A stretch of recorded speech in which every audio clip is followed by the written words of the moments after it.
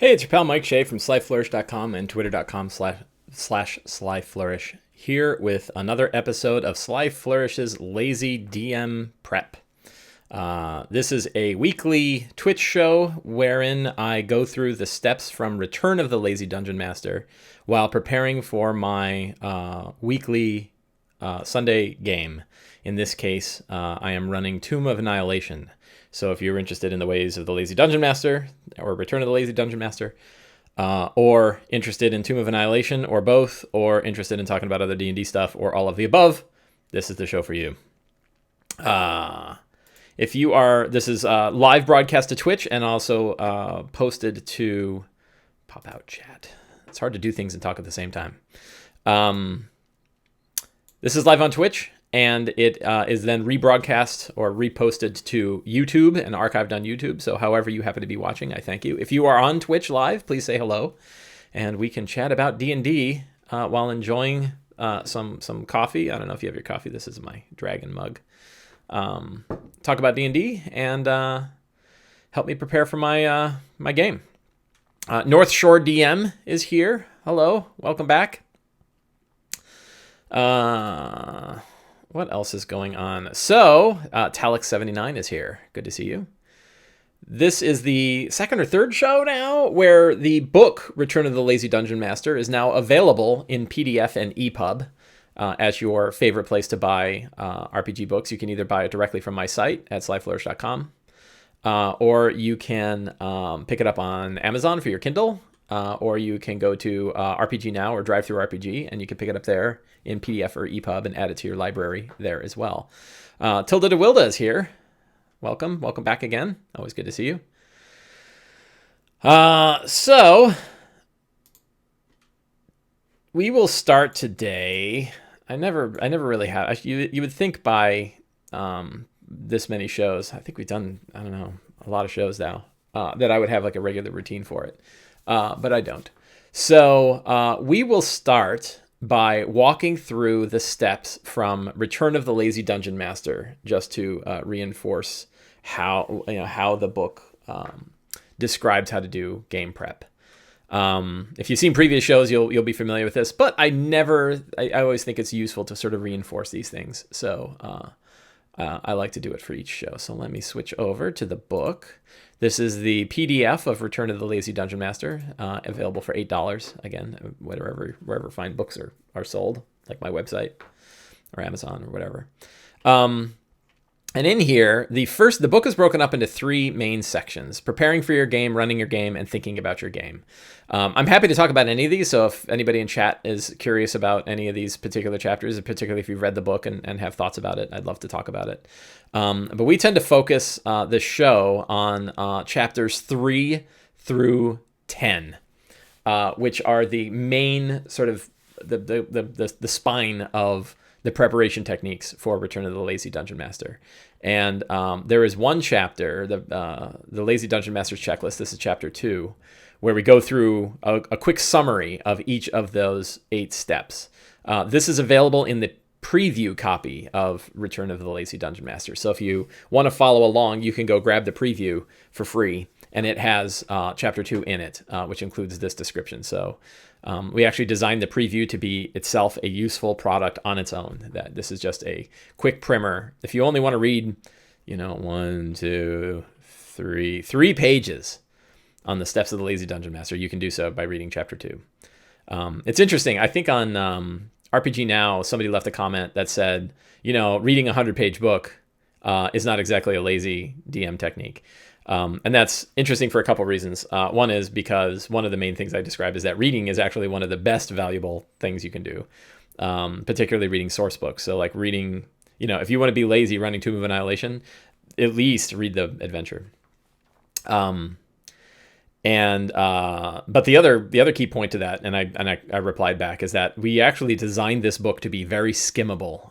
It is not a book that needs to be read top to bottom in order to be useful.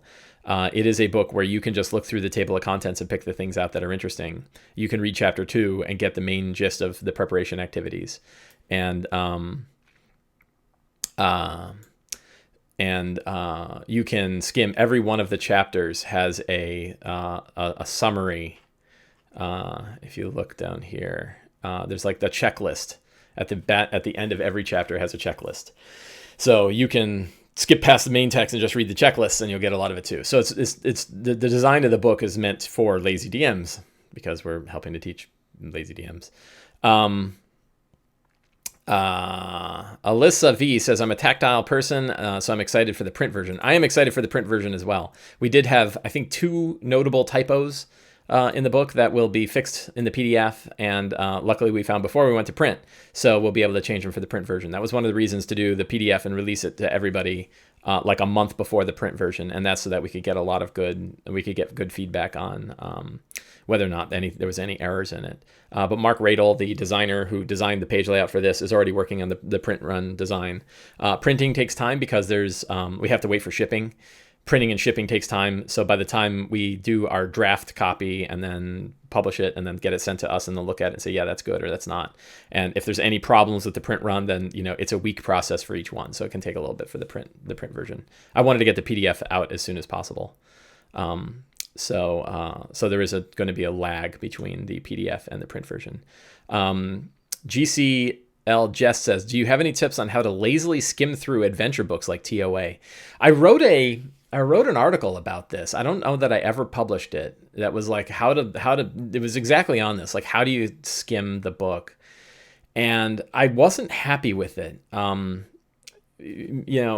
I don't know that the way that I would do it is necessarily the best way to do it. But I think you can, I think giving it a good skim read, again, reading the subheaders, sort of looking at the maps, going, spending 20 minutes quietly going through the whole book. I just did it for Waterdeep Dragon Heist, which I already read. I ran the playtest of it, so I was familiar with it, but it was nice to actually go through the whole thing and just sort of understand the overall structure of the book, not just the adventure, but the book itself. And then kind of making sure that the hooks are clearly in mind. I'll tell you another, so rather than how to lazily skim through the book, I highly recommend, let's see if I can find it here, and I'll post it in the chat. The name of the site is escaping me. Campaign is Power Score. So there's a blog called Power Score, and the fellow that runs it has done guides for every one of the adventures, and they are excellent guides. And he's done it. If you do Power Score, Power Score's Guide to Tomb of Annihilation. So I will post this for you in the chat, and I will also stick it in Sublime. We will put it under the tips for Merric.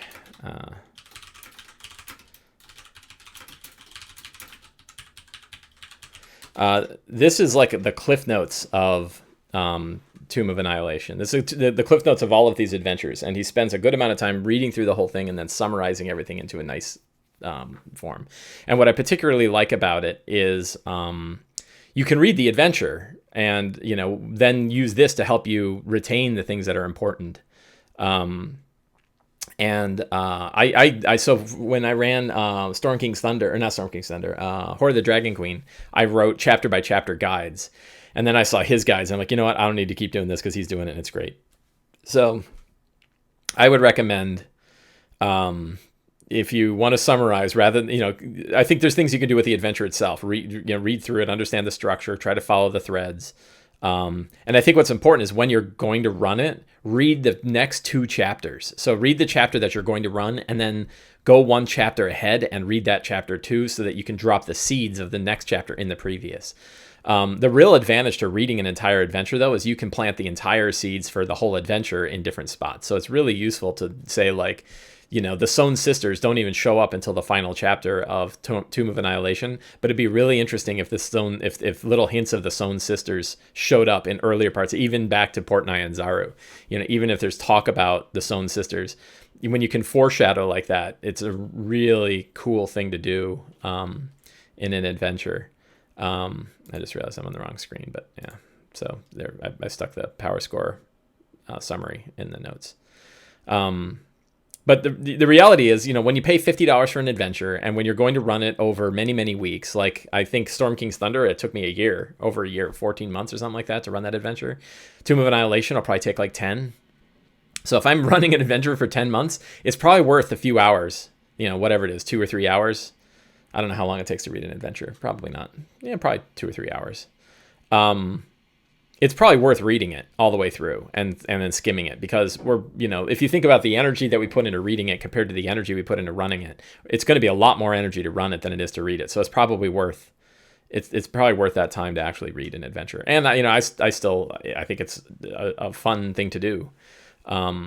If we're following the lazy dungeon master ideas, it's like, well, if time is the issue, then where are we spending time that we probably don't? Like, are we overwriting our own notes, or are we, digging deep into something else? Are we spending a lot of time designing monsters that we want to run? There's like thousands of D&D monsters out there. If you enjoy making a monster, that's great. But if you are, and I'm making an opinion here and happy to throw it away if it doesn't work for you. I know my feeling is if I was spending time designing a monster instead of reading the book, I'm probably putting my energy in the wrong place. That there are so many monsters to reskin, it's just not worth doing that, unless I'm putting it into something like a product. Then that's a different case. But most of the time, we're not putting it into products. Most of the time, we're just running D&D. So let's go back to the checklist. So going through the checklist really quickly. The first step is review the characters. We read up on the characters. We kind of seed them in our minds so that when we're thinking about our game, we have the characters first and foremost in our brain. This helps us tie things to the characters. All of the other steps can be tied back to the characters and their backgrounds and their interests and their motivations. And it really helps us put the characters first in our game. The second step is creating a strong start. How are you going to begin the adventure that's going to be interesting and exciting, and remind everybody that we're playing D&D. It doesn't have to be, many times you could just like start with a fight, like they get jumped by a random encounter. But there's probably better ways to do it too. And I was really, really happy with the one from 2 weeks ago where they're kind of all resting for the night, and they look and they see the sky tear open and 4 meteors hit the place that they just were. I thought that was a fun, strong start where they're like, oh my God, something out there can nuke stuff. So I enjoyed that. But strong starts are the main hook that draws the players into the game. It's the thing that gets them excited about what's going on. Outline potential scenes is mostly we use to help us feel comfortable about where our game is. But it can also be useful if we have particular scenes we know we want to have happen.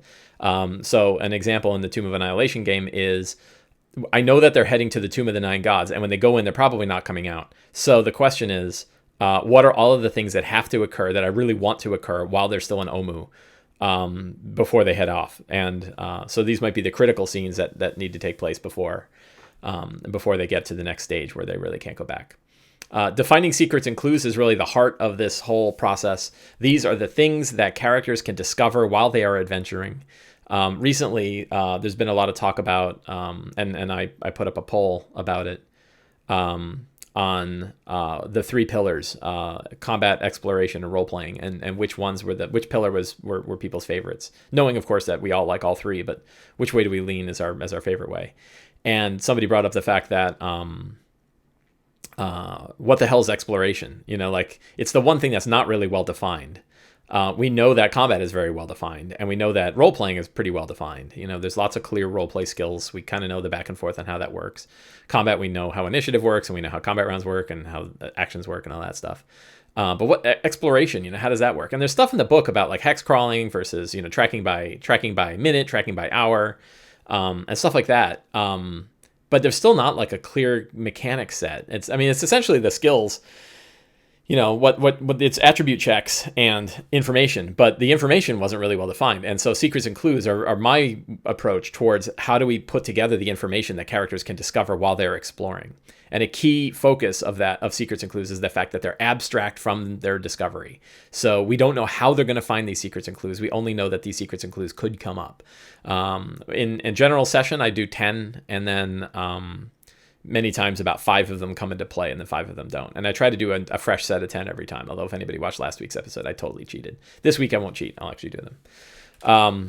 Develop fantastic locations. If you're not running a published adventure, what are the major scene backdrops that your game will take place? And usually it's like one good scene backdrop for 45 minutes. Really good examples of fantastic locations come from Waterdeep Dragon Heist. The walking statues, right? They have these statues, huge statues over Waterdeep. I didn't really know this. Like, I've been playing in Waterdeep forever, and I didn't know about the statues. I just skimmed over it. And there's these, like, I don't know, it's a lot of them, right? There's a whole bunch of statues, these enormous statues. They're like 60 feet high or 80 feet high that tower over Waterdeep. And they could walk, and they would wreck, they would wreck Waterdeep. And they are clear. Let's see if I can, let me see if I can find some here, because I thought they were just outstanding. Yeah, here we go. So I'm just going to open these up in new tabs here. Oh my God, gorgeous. Hang on. I will bring these up in, so like that is one of the statues. Am I on the right page? I think so. Yeah. I'm screwing everything up. Sorry, I have like 50 browser windows open. It's killing me. Here we go. These enormous statues that sort of tower over the buildings of Waterdeep. There's a garden around this one. I don't know if these pictures are in the books. These came from the artist the concept artist who did it. So there's like a building, right? Somebody built a bar on his crotch because he kind of collapsed down. I think that's awesome. But this one I think is my favorite. This is my favorite one by far. Talk about a fantastic adventure or fantastic location. So there's, a what are those called? Is that a Sahuagin? I don't know if that's a Sahuagin. I think it's a Sahuagin. But, these just enormous statues. So those are fantastic locations, right? These are like, there's normal stuff. There's little stalls and everything. But then there's these, huge, huge places. Huge statues that tower up behind them. And I just love that stuff. So those are great examples of fantastic locations. And if we don't have if we're not running a published mod, then we need to come up with our own. Yeah, it's a Murloc. Yeah, right.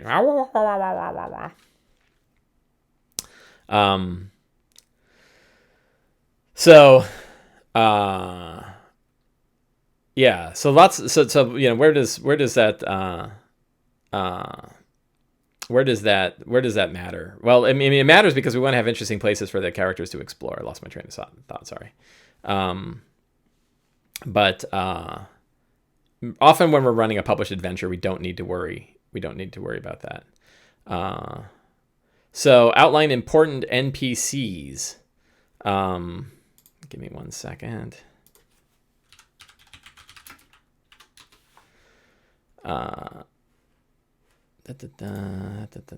Sorry, I'm back. Keep that Murloc on the screen. I can zoom that guy in, can't I? There, that's sweet. Who are the important NPCs that are going to show up in any given game? And usually we just need to remember their names. Who are the names of the interesting characters that are there? And what's going on with them. Sometimes we remember the name, we don't really need to worry about it. Sometimes we need to pick it up. Choose relevant monsters. If they're not already defined for us in a published adventure, what are the monsters that are likely to come into play? And you'll notice that I'm not building encounters in this one, that we do have scenes and we do have locations and we do have monsters. And these things can all collide into encounters, but I much prefer to see encounters that are built on the fly, that the monsters show up at a particular location, they show up and a scene takes place. But I don't define them as like, it's time for our combat scene and there's going to be these, variables in it. I think that was definitely the case in previous adventures where you built your combat scenes. And I think in 3.5 adventures were really wired around this, like, here's the combat scene, here's where the people start, here's their location on the grid and all of that. And I think that that's a very different kind of game. There was a really interesting thread by Mike Merles about the difference between 5e compared to 3.5 and 4, where he talked about how it's much more in the hands of the DM and much less in the hands of trying to abstract the DM from the game. And I think this is part of it, this idea that like we don't have to define a board game scenario, a chessboard, for every encounter that we want, and instead they can happen dynamically. So that's a big focus in Return of the Lazy Dungeon Master, letting the encounters get developed dynamically and letting the scenes take place dynamically. But one of the ways that we improvise that is we read some monsters up. So if we know that we're going to have some Sahuagin, go read up on Sahuagin. Go, or Qtoa. I love Qtoa, right? So go figure out what their ecology is and how they operate, and what other monsters would be with them. Magic item rewards. If it's time that we award some magic items, then it helps us to know what items our characters want and what items we might be able to drop into the game to help them out. The reason why this is its own step is it's an easy thing to forget, and yet it has a major effect on a player's enjoyment of the game. When they get a magic item, it really matters. And if you think about Sting and Glamdring, from Lord of the Rings, like these are major items that matter, right? And they matter to the characters. When the elves reforge Aragorn's sword, that matters a lot. Hey, my mom's in chat. Hi, Mom. Thank you for coming and watching me talk about D&D. So those are the 8 steps. Again, available in Chapter 2. You can download the sample on slyflourish.com. You can click on the little thing. How do you improve coin treasure? It's not on the list. Yeah, I don't worry too much about coins because I don't think they matter as much as magic items. I think magic items we need to spend some time on. Coins, I think we could just use the random generated coins from the DMG, and I think I talk about that in here a little bit, but mostly I'm not talking about. I'm mostly not talking about other treasure. I'm talking mostly about magic items, because it's the magic items I think in particular that we remember. We don't remember how much gold Bilbo got, but we do remember when he picked up Sting. Mike, I was wondering, since reading about the reward section, do you have any incoming lazy tables for things to do with gold rewards and non-magic item rewards? In the Lazy DM's workbook, you guys asked the same question. The Lazy DM's workbook actually has a mundane item generator. So there are interesting trinkets that you can pick up that you wouldn't normally be able to pick up, like an elven flute, or a dwarven forge hammer, stuff like that. And then you can actually, one of the things I like doing is putting a little bit of magic on top of it, like a single use of a spell is tied to a hammer. But I don't have any tables for gold and jewels, because the DMG has fantastic ones. So pick up the Dungeon Master's Guide and look in the back tables there, and there's pages and pages of you can get down to the very specific types of art, and gemstones, and certainly all the gold. So I just don't feel like that one needed as much help as the other ones. And the reason why, and it also has a lot of big tables about magic items as well, but I think in particular it's useful to have to talk about it as a prep technique. And also the Lazy DM's workbook has a thing about generating even more unique magic items that matter, usually tying a single use spell ability to a magic item. Jay-Z, is there things like purchase an army or services? Yes, and there is stuff in the Dungeon Master's Guide. So take a good, again, if you haven't, I think the Dungeon Master's Guide is probably one of the books that it has the least amount of attention, and it is worth reading. It is worth going through and seeing all the tables. I think it's earlier on, they have a whole thing about hirelings and how much it costs to build a keep. They definitely have a whole chapter on the stuff that your characters can buy and rent and do as far as building up a group. So yeah, there definitely is a lot in there. One of the things I try to do with this is I don't really want to replicate stuff that's in the DMG because it's already really good. Players get annoyed if you forget to give them out. Yes. So make sure to give out monetary treasure, but you can also make it up too. What makes sense, right? So this is I'll tell you a 3-word key for good improv and stuff is what makes sense. So if they kill some goblins, they might find 6 gold pieces, right? They're not going to find a lot. And if they, null zone, is that Nate? Nate, are you null zone 42? I'm pretty sure that's Nate. says, yeah, roll 2d10 times challenge rating. That's, it's fine. Whatever technique you want. I mean, the question with that though is like there are certain times where you fight like non-intelligent monsters and they don't carry treasure. Like the King of Feathers doesn't have gold all over him, right? Now maybe you say like, well, his teeth are worth a tremendous amount, but maybe not. So I think the easier answer is what makes sense. And then if they raid an area, well, that's when you pull out the DMG, and you should, I think it's worth keeping the DMG handy. Pull out the DMG, and they've got that whole lair treasure charts, and you can roll on that. Oh, and another one, and I recommend it in Lazy Dungeon Master is what's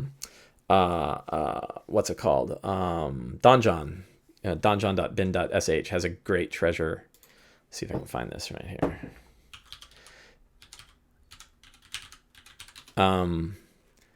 There is a random treasure generator. Yeah, here you go. So this is a good one to keep on the phone. I keep it on my phone. You just pick whatever challenge rating things currently are, CR7, and you might say like treasure hoard, and it generates it up. And I like to shake up the flat numbers. So I like to shake it up to like 1,126 copper pieces, 9,428 silver pieces, 2,094 gold pieces, and if you don't like what you see there, you can roll it again. But a lot of time it's like what makes sense for the situation. Dragon hordes are going to be huge, high level monster hordes might be pretty big, but what makes sense. So I would recommend keeping those three words in mind. What makes sense for the situation is more important than just about any other question we ask. It's easy to gamify stuff like, well, what have the players not gotten yet? But really it's like what makes sense for the situation. Gold drop from a monster can tell a story too. How did the goblin get his hands on 500 gold piece pearl? Yes, you can absolutely have a piece of treasure that has a story tied to it. I think more interesting is that one pearl that looks like it's got an elven rune on it, and once per day it can cast light. I don't know. Like, well, that's an interesting one. So we have gone through the steps. Let us return to the game prep. I'm enjoying this conversation very much, but I still have to prep my game. So who are the characters? We have 6 characters, I guess, now that are currently active. But some of the players are not going to be able to make it today. And in fact, I stole this checklist from last week's, and I think all the same people are there, although I'm not sure. So this is Pat, plays Smoke. I'm not sure if he's going to be able to make it. So we have 4 to 5. So we have Smoke, who's a Tabaxi Ranger rogue. And he has a connection to Bag of Nails, Hooded Lantern, and Copper Bell, the other Tabaxi that are hanging around the area. Gabriel/Tharmond is a character whose soul had been replaced by the soul of somebody stolen by Hag. Gabriel was an Asimar Celestial Warlock. Tharmond is a bard. So they kind of switch classes. And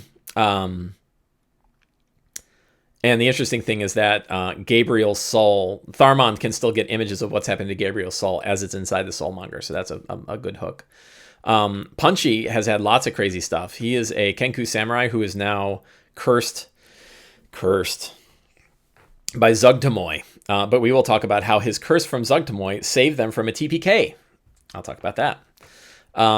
Warren is a gnome druid, but the player is not going to be here this week. Ogechi is a shadow magic human sorcerer warlock tied to the Ashodo and has a connection to the door to the Night Serpent. So that could come into play. He is connected to...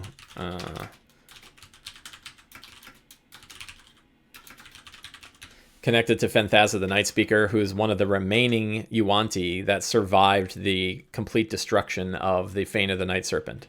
And then we have Palmel, who's a paladin who hunts the Red Wizards of Thay, and he hates them. And that is going to be an interesting situation.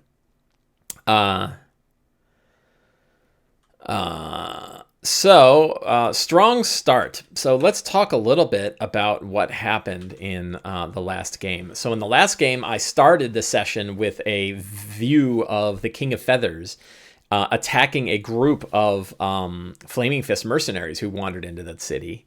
And the Flaming Fist got mostly destroyed, but then the party... I'm sorry, Rebecca. So, so the party saw the they saw the Flaming Fist mercenaries getting destroyed by the King of Feathers, and wow, it was ugly, and the party ended up jumping over the gap. They used a mixture of what's it called? I guess dimension doors, and got over the gap and decided to take on the King of Feathers. And there were 3 of them.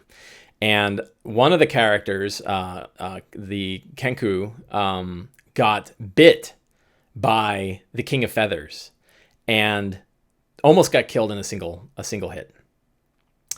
And that was when the curse of Zugtamoy kicked in, and he became a shambling mound. So now we have one character who's a shambling mound and 2 other characters that are trying to rescue the remaining Flaming Fist mercenaries while also fight the King of Feathers, who is jumping around.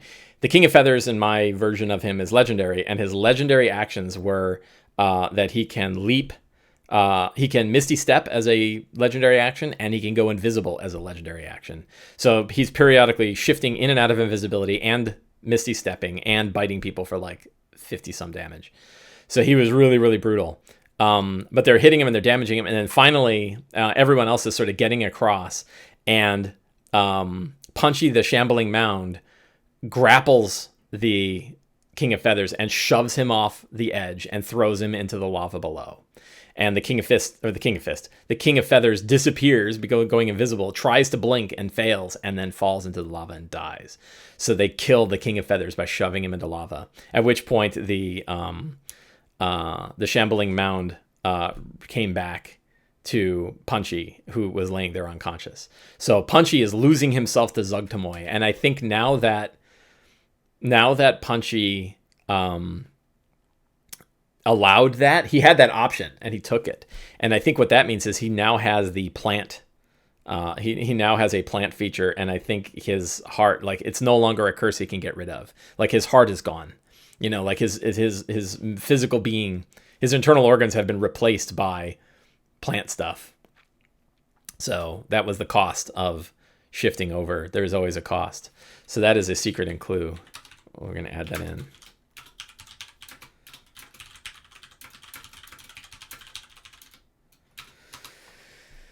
Punchy's insides are now plant stuff. What else did they do? Did they do another? They did another. Oh, so they had not yet done the shrine that was on the central pillar. Let me go back to.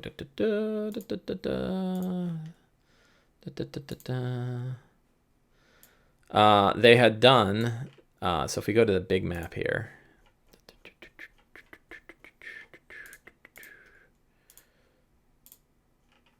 They were down here. So on area 6 on this map, there is a shrine, and they did that shrine. And unlike my other group, who had no real problem with this one, this is Shrine 6 is Moas Shrine, in which you see 3 different cubes in the mouths of 3 different serpent statues and have to pick which one is correct. And they...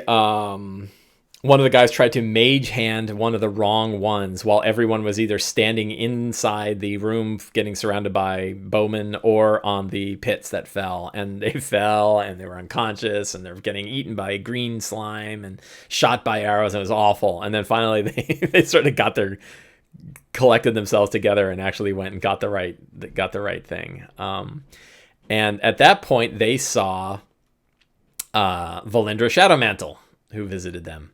And Valindra said, you know, I'd like to meet with you. And I think we are seeking the same thing and we can help each other. And if you will come with me, we can have a talk. And they're like, oh my God. And Pommel is like, no, I'm not going with you. I hate the Red Wizards. I hate you.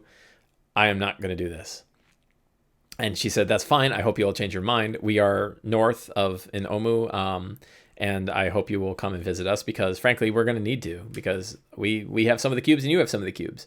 But really, we're seeking the same thing. So I hope you'll change your mind. And then she walked away. And I think that was pretty close to the end of the session. So, I love the idea that Valindra's Shadow Mantle is this, slight blonde half elf kind of walking, or it's sort of an elven form, walking around in very delicate little slippers and in a beautiful robe in the middle of like the worst city in the place, and nobody gives her any crap, and she doesn't, she was like busy. She just came back from nuking the, using meteor swarm to destroy the Fane of the Night Serpent. So so now they are,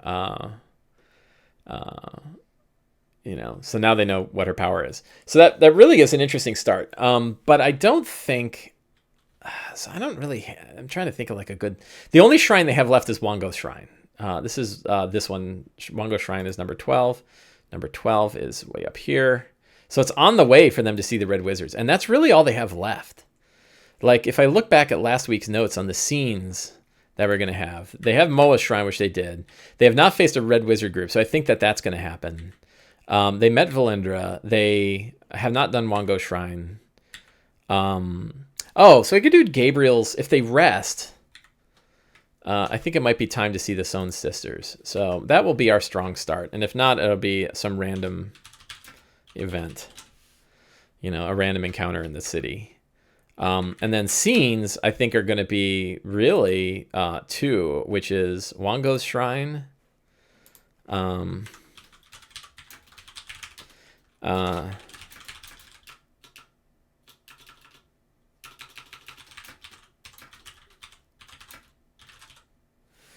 Mongo Shrine in the Red Wizards camp.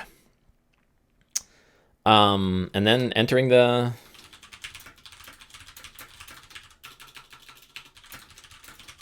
Boy, I hope the tomb is good. Because eventually they're going to fall in there, and that's the whole adventure is going to be left in that tomb. I can't remember if people can get out. Can you get out of the tomb once you're in there, or does it close off and you're like sealed in there in Sarak's funhouse? If any of you guys remember, let me know.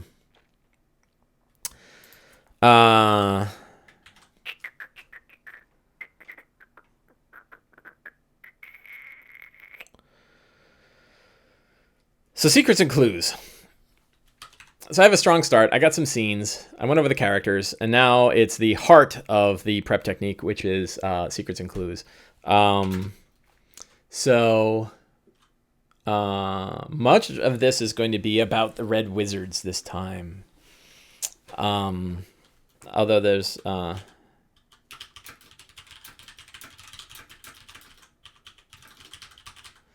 3 Night Hags, none of the Sown Sisters are the...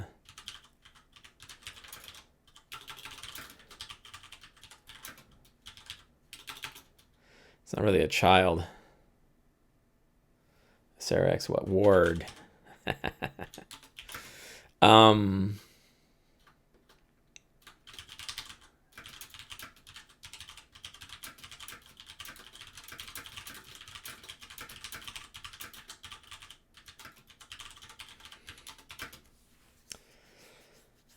So all these secrets are just like bits of information that the characters can learn from one or more sources. They can learn it from their dreams. They can learn it from talking to the kobolds.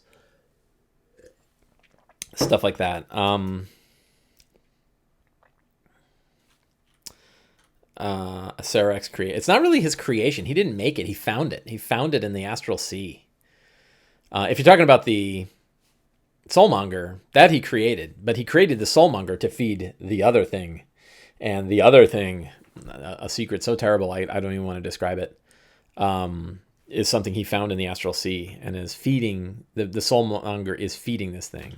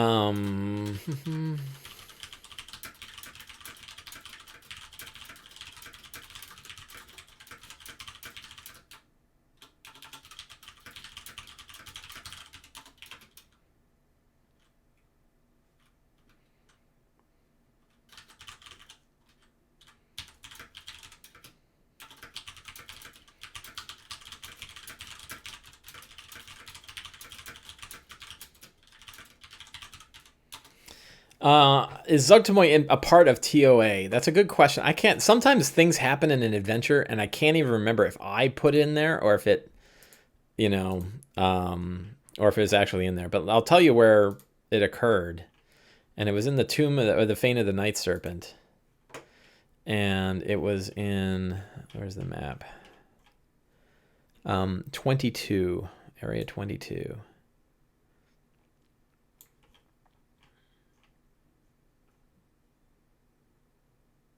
Yeah. Corpse belongs to Kukaga, a Yawanti Pueblo who secretly worships Zugtamoy. And he concocted a fungal brew that turned into blah, blah, blah, blah.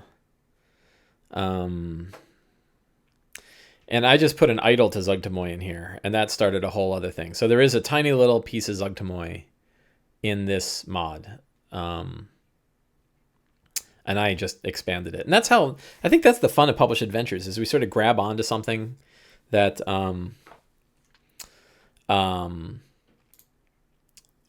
we kind of grab onto something and let it guide, let it sort of explode outwards. I had a whole other subplot when I ran my playtest of Waterdeep Dragon Heist. I had a whole subplot that was based on one line in the adventure, and it became like half the adventure for our group. So I think that's the fun of published adventures, is that you can let it expand outwards. You can kind of grab the seed you like and let it really run with it. I did it for, I think, every mod I've done that.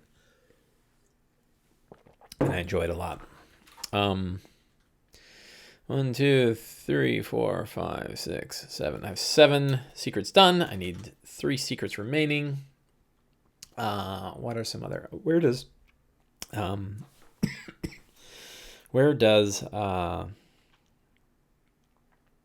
Valindra?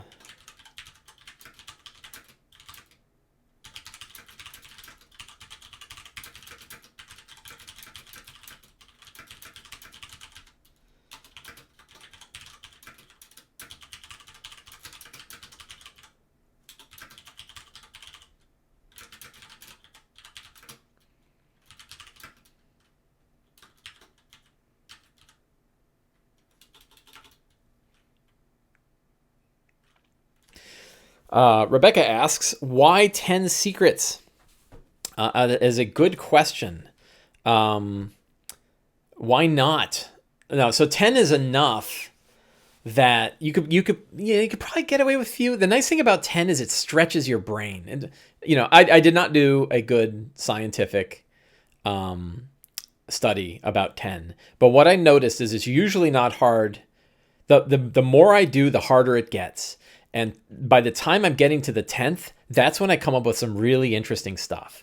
So I have not, and in fact, in previous episodes, we looked at like how many secrets came out in previous episodes. And usually it's about 5 of them actually come out during the game.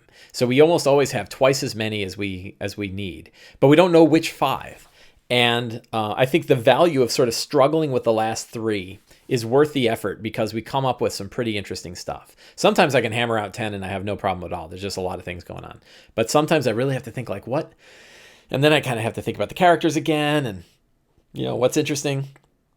So 10 is enough that if you have a heavy exploration game, you still have enough stuff that they're going to learn something interesting. And it's not so many that you can't do it in, 5 or 10 minutes. Like, it still doesn't take I need a random name. Names. Arana. What is her name? Glory Cleaver. That sounds pretty good.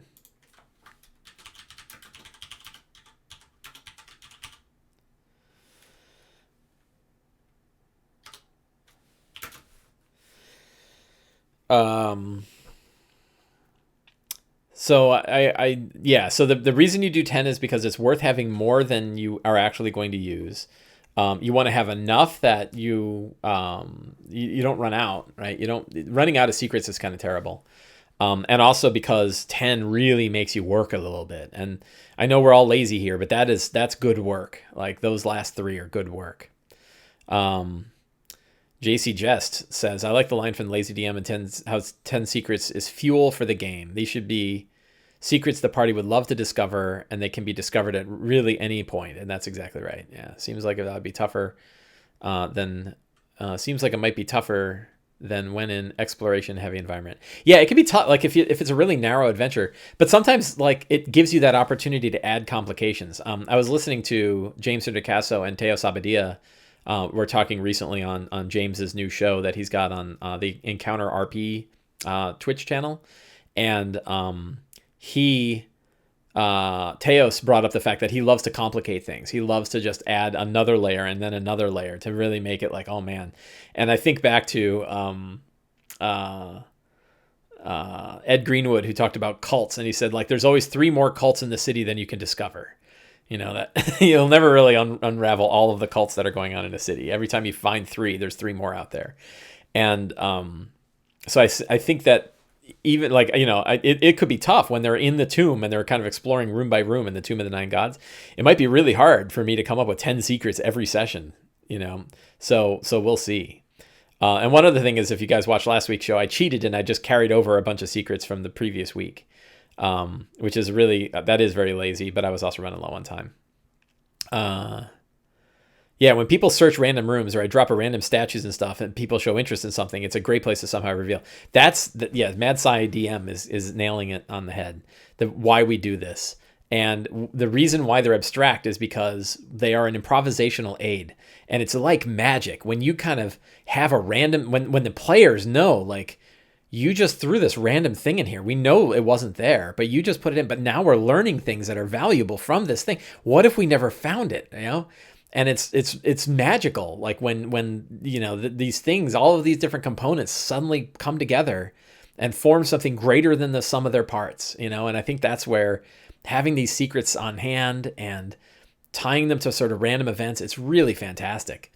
So yeah, that's a very good. Yeah, Mad Sci DM says, I find them great for exploration. When people search random rooms, or I drop a random statue and stuff and people show interest in something, it's a great place to reveal one of the secrets. That's exactly how they are supposed to work.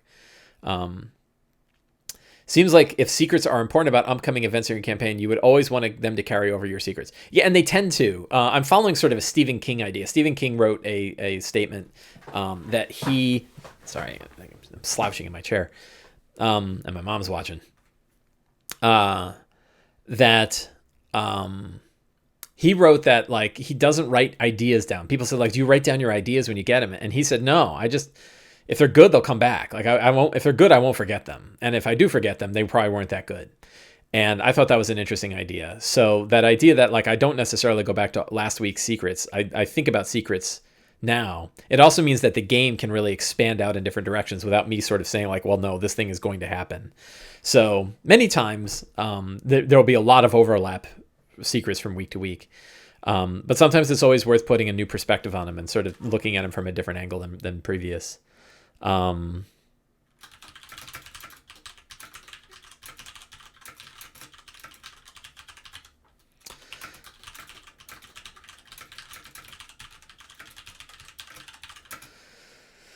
We need a mercenary company.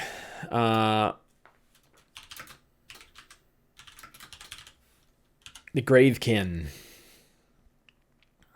And I think it's the Gravekin that are going to ambush the party.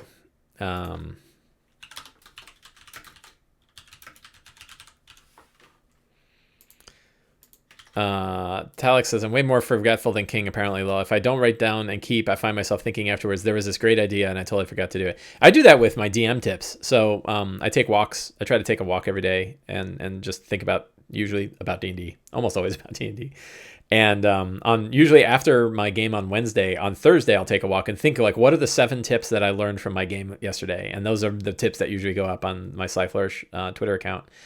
And I try to think as many as I can before I start writing them down, just as a memory exercise. And usually if I get past 4, I forget one. And I'm like, oh, I had one and it was so good and I can't remember it. So yeah, I'm with you.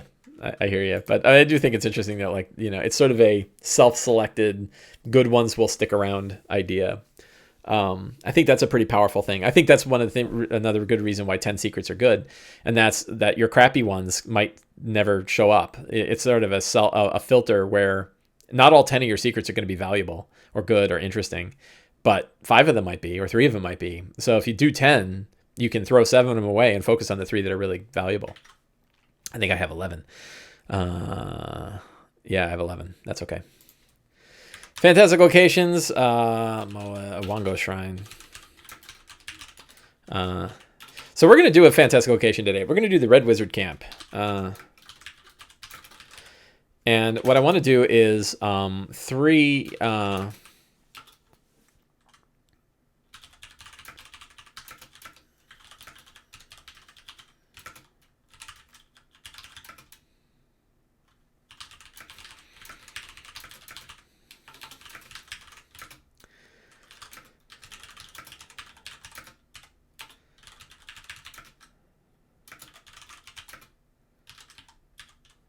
I can't spell malevolent. It's the Red Wizard Camp. So this is how we do a fantastic location. If you want to know what a fantastic location looks like, we just did one. What is the place? And it's the Red Wizard Camp. I think there's probably something in the book, but I'm just doing one. What are 3 fantastic features of this camp? And one is that it's got these huge trees. These big carved trees that are all spiked that are used to prevent dinosaurs from storming the camp. They probably had to fight the King of Feathers themselves and had to stop it. There's a beautiful ornate tent that belongs to Valindra that's bigger on the inside. And there's an ancient obelisk containing a powerful being. This last one is important. But really, that is the... Oh, thank you. Bex gives me malevolent, containing a malevolent being. I copied and pasted right from the chat. Thank you, Bex. So... I'm not going to do any NPCs. So an interesting NPC, though, would be...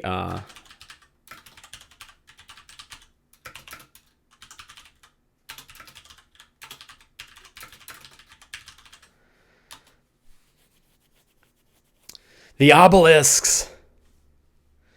Yes. We keep hearing that the obelisks are going to come up in an adventure, and you never know if they do. In this case, the obelisk has a demon inside. And if they get into a fight with Valindra, the obelisk will break, and out will come a Nalfishni. So that is a good way to get Valindra out of the picture if things go bad, is break the obelisk. And that could be an interesting...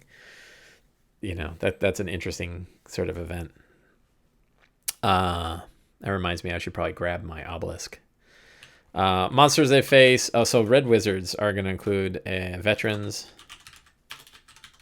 mages, priests, scouts, or spies. That's pretty good. We're just using NPCs. Group is already well equipped with magic items, so I have not been worrying about magic items, and they're going to pick up more in the tomb, so I typically don't worry about it. One of the things about these 8 steps is that you don't need all 8 if you don't need them, right?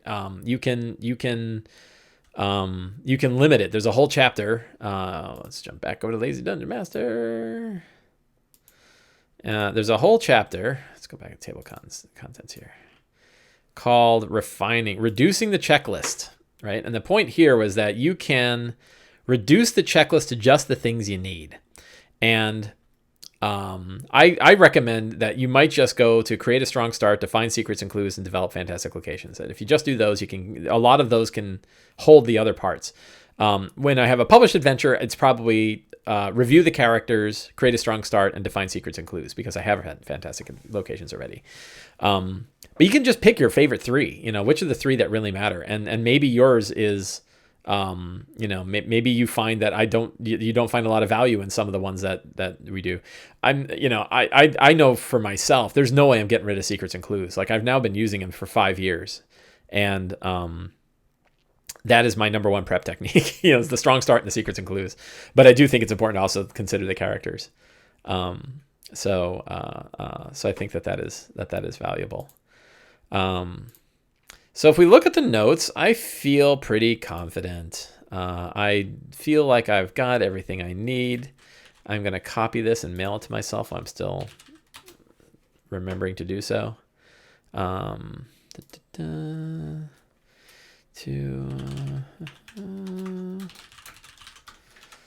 like to mail my notes to myself so I have them on my phone.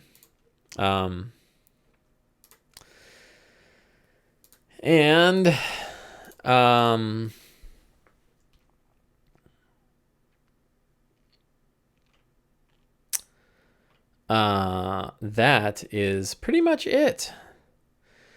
So we got about 3 minutes left. If there's anything interesting you guys want to chat about, do you guys have any questions about these ideas? Anything that doesn't resonate? Why are we doing those? We've had some really good questions. Why 10 secrets?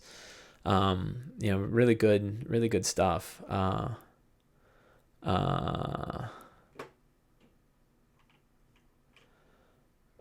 You might fight the big bad red wizard mage. Don't you need to prep her spells, or will the PCs only fight a smaller mercenary group? So the mage, the group, so there's a red wizard that's part of the, and this is, I didn't mention this, but I have it in my head. Is that this Gravekin mercenary group?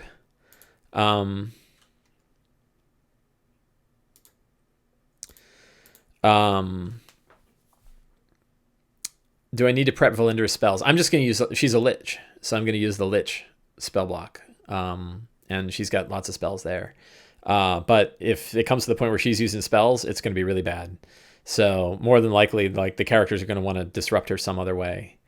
But yeah, I usually just go with whatever spells make sense. I've now been playing 5e enough that I have a pretty good idea of the spells that matter a lot, or I'll just, give a quick look.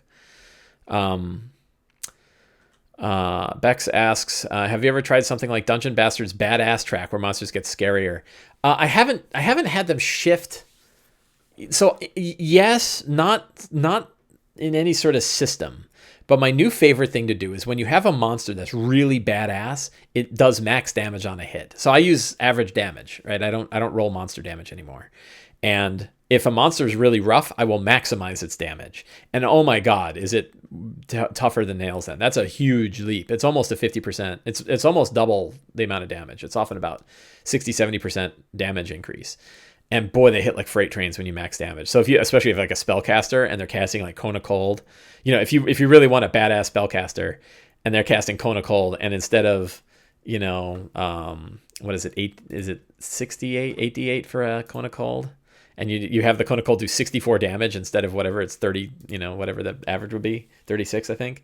Whoa, people will freak out because the damage is pouring out of monsters. So I really, when it calls for it, and when it makes sense, maximizing monster damage is the two things that you can tweak on a monster that make a huge difference and also give you a lot of flexibility to change the challenge rating is maximize their hit points based on their hit die range and maximize their damage. And I talked to Jeremy Crawford about this on the DM's deep dive. Was it the last one? I guess it was the last one, which is over a month ago now.